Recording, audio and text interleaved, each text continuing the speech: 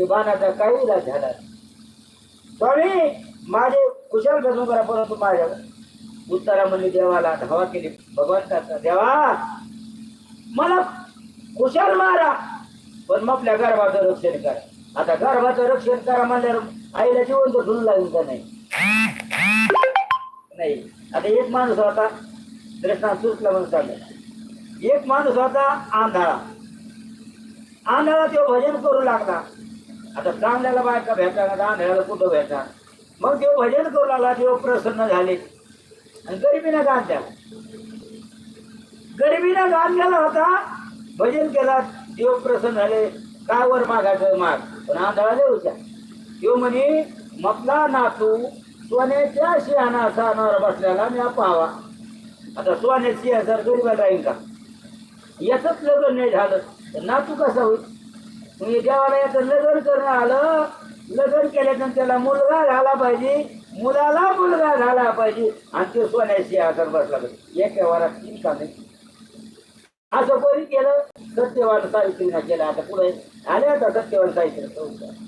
हा तसं उत्तरा म्हणून लागले, देवा मला मारलं तर चालतं पण माझ्या गर्भाचं रक्षण करा.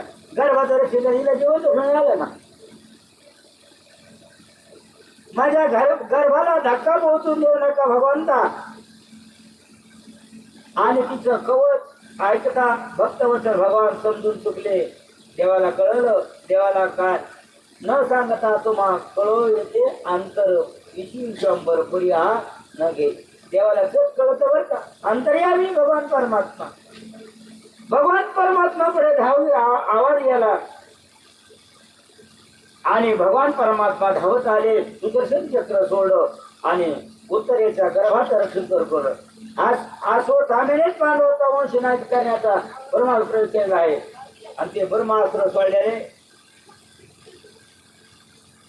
त्या उत्तरेच्या गर्भावर असे बाण 5-5 बाण येऊ लागले. म्हणून त्याने आपले अस्त्र सज्ज केले.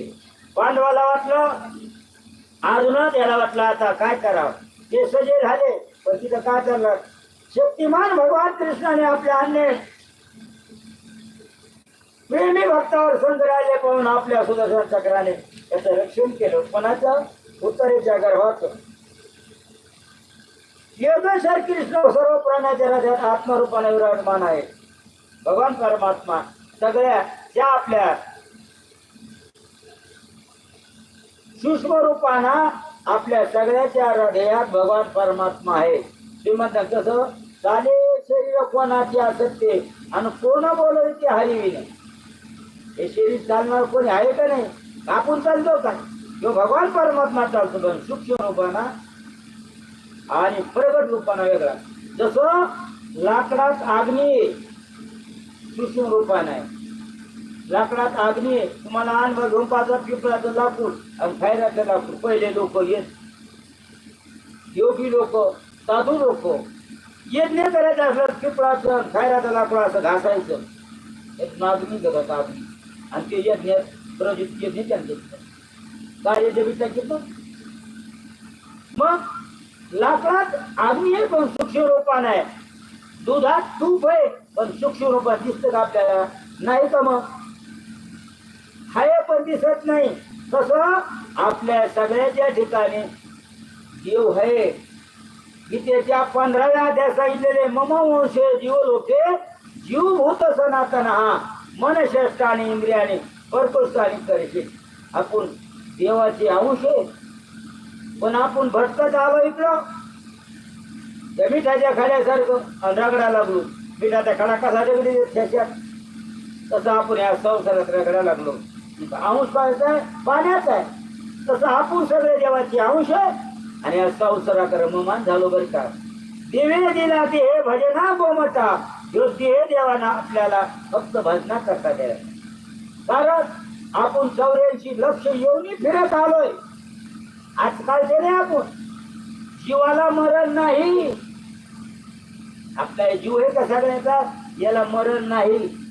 मरण नाही म्हणल्यावर मग तो कसं आहे होती हे पहिल्याला आहे खाली. जीव सूक्ष्म रूपाने निघून गेलाय आणि म्हणून त्या ठिकाणी काय झालं